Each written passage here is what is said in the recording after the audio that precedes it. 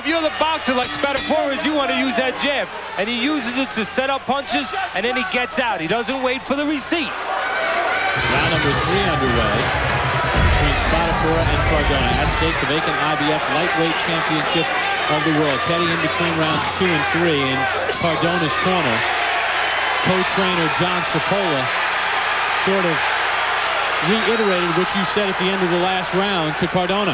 Yeah, he told him, he said, hey, he's standing right in front of you. Move your hands. He's fighting the way you want him to fight. Start unloading.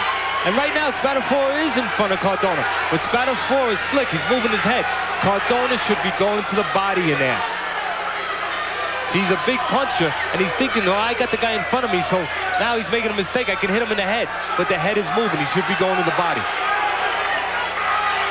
You know what? I'm going to say it early here, Bob. I'm just wondering, I know it's early, but I'm wondering if Pito Cardona overtrained for this fight. Came in very light, 132.5. Spadafora came in right on the button, 135. I'm wondering, he doesn't look as strong as he normally looks. Pick him up! Cardona, he wanted this so bad he might have overdone it. Pick him up! Jesse Reed in the corner of Paul Spadafora. First fight they're working together. Al McCauley still in the corner of Spadafora. 4 and 5!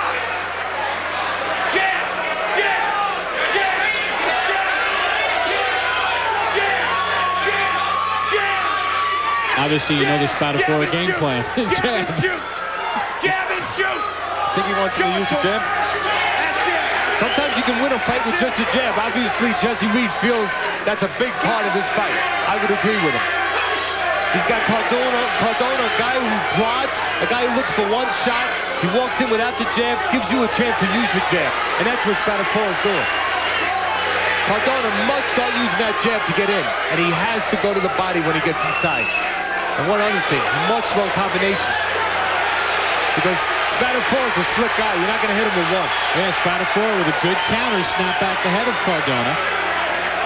Spadafora is not as outstanding in one department with talent. Cardona has more talent with power and experience. But Spadafora is very good in every area. He's real solid technically in every area. Cardona questioned how Spadafora even moved up to number 3, saying wins against Rocky Martinez and Sam Gerard in the last year moved Spadafora from outside of the top 10 to number 3.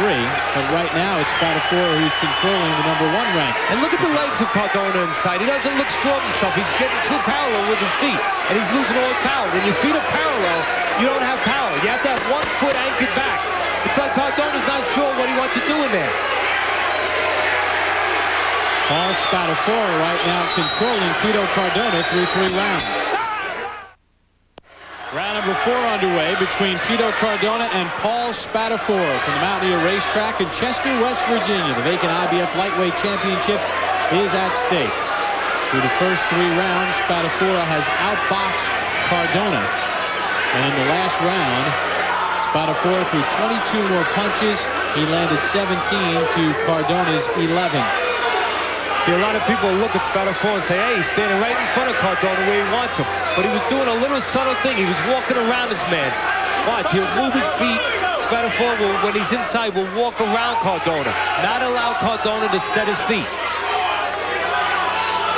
That's why Spadafora is making these little steps, just so Cardona can't set his feet like that. And then he gets off again, and then before Cardona can set his feet, he walks around him again. All right, Teddy, put your trainer's cap on. What should Cardona do to turn this fight in his favor? Well, he's got to use his jab when he's walking in so he doesn't get pot-shotted on the way in like that. When he jabs, he's much better off like that. Then he can close the gap without picking up a lot of damage. And he has to go to the body and go with combinations. You're not going to hit a slickster with one punch. Punches and bunches. Kenny Adams in the corner of Pito Cardona. His first fight with Cardona. And I noticed Kenny Adams' voice wasn't really the one that was able to do the talking in Cardona's corner. John Cipolla, the original trainer, was doing most of the talking. Spadafora is having his way right now. Cardona's laughing like you can't hurt me, but Spadafora is scoring. And Spadafora just has to make sure he doesn't get greedy or careless. Because it can change real quick with an experienced guy like Cardona. Cardona has been in tough fights, doesn't get discouraged, has a good chin. Even though he's not in there with a big puncher, he's a durable guy. And he has powers. I'm still wondering again, Bob, if he overdid it. He's been waiting for this title fight a long time. I'm wondering if he overdid it in training, coming in so light. He said he did not. In between rounds 3 and 4, the corner of Spadafora asked the referee to watch for low blows. Not taking anything away from Spadafora. Spadafora is doing a good job in there. He's turning his man. He's punching at the right distance, right there, and then he's getting out before Cardona's in distance.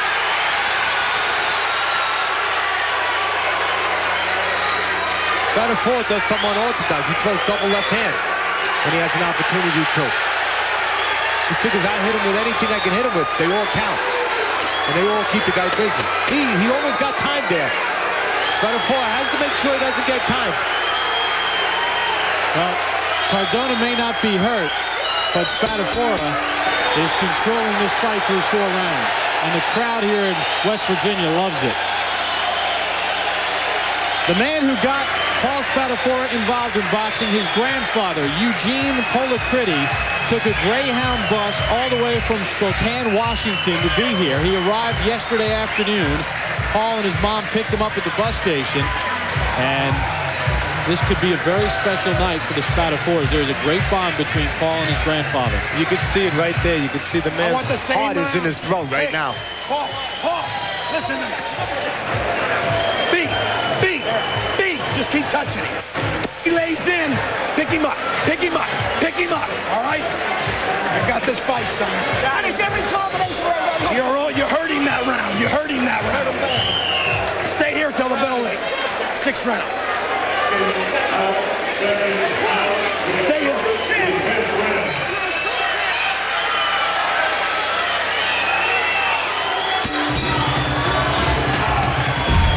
Round number 5 underway. In the corner, let's go. They'll wipe some ice out of the corner of Paul Let's go, Spadafora. guys. Come on. And so far, even though Cardona in the first 2 rounds landed a few more punches than Spadafora, you'd be hard-pressed to give him more than 1 round. And in round 4, look at that, Teddy, 22-5 connects in favor of Spadafora. 18 of those 22 were power shots from the guy who's not known for power. And you know what? Cardona had opportunities early on when Spadafora laid in front a little bit, but he hasn't had opportunities. He didn't take advantage of it, and he hasn't had opportunities lately. Spadafora is getting off what Cardona's allowed him to. Cardona just covers up, Spadafora gets off, and then makes a move. Does not take a picture. Gets his punches off, and he gets out. Teddy, we've seen many title fights where a guy has given away the first 3, maybe even 4 rounds, but now it's time for Cardona to start turning things around a little bit. When Cardona's inside, like he is now, he's got to really go to work to the body, and not just easy punches. He's got to start throwing those hard punches. Spadafora, though, counters off the Cardona body shots.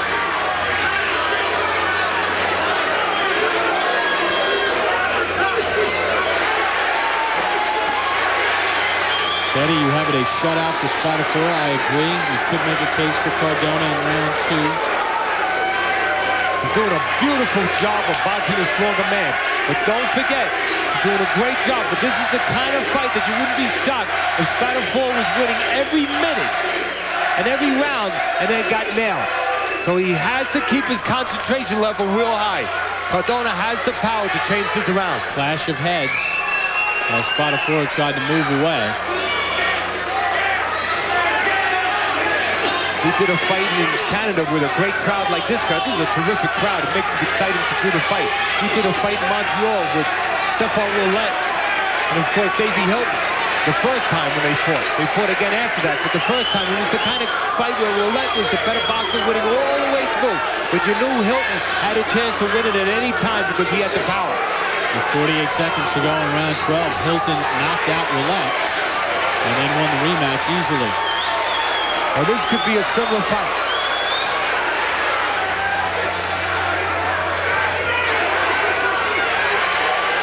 But it won't be if Cardona does not start moving those hands.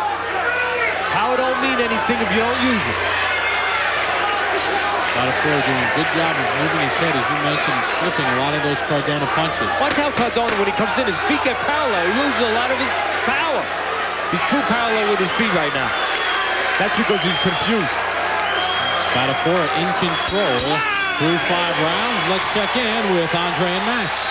All right, thanks a lot, Bob. 26 hand-picked opponents for Spadafora coming into tonight. This is his Super Bowl. Max, your thoughts so far? He is boxing beautifully. I wanted to know if Spadafora was for real coming in. Now, I know it's early in the fight still, and if Spadafora, you know, he could get tired or careless as the fight goes on, but so far, I thought that was Cardona's best round, and I still have it a shutout.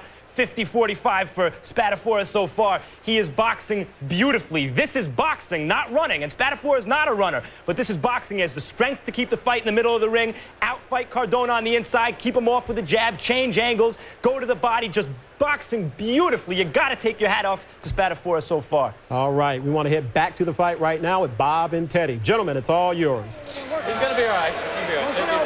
Thanks, Andre and Max. Spadafora landed 13 power shots in round number 5. 13 of his 16 landed.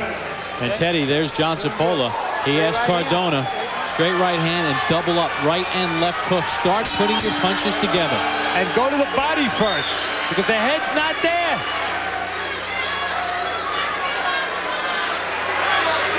Got to use the jab here if you're Cardona. You cannot just walk in with a boxer of the style of Spadafora. You just walk in, he's not going to wait there. He's going to pick you off. He's going to snipe you and then get out. Pito Cardona and Paul Spadafora battling for the vacant IBF lightweight championship from the Mountaineer Racetrack in Chester, West Virginia. A lot of people say, well, you got a slow guy or a little bit of a plotting guy. Wow, look at that. Left hands galore from Spadafora. Here comes Cardona.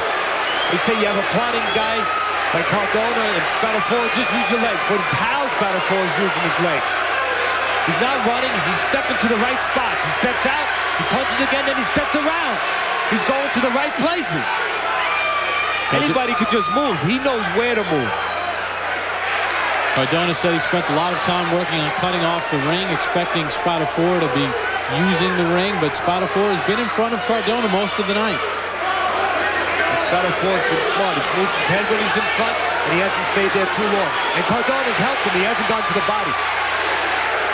And this is the style Jesse Reed is comfortable with. And Jesse Reed, of course, the trainer now, Spadafora, very comfortable with this kind of style, stepping around a guy, making turns, because that's what Orlando Canizales does.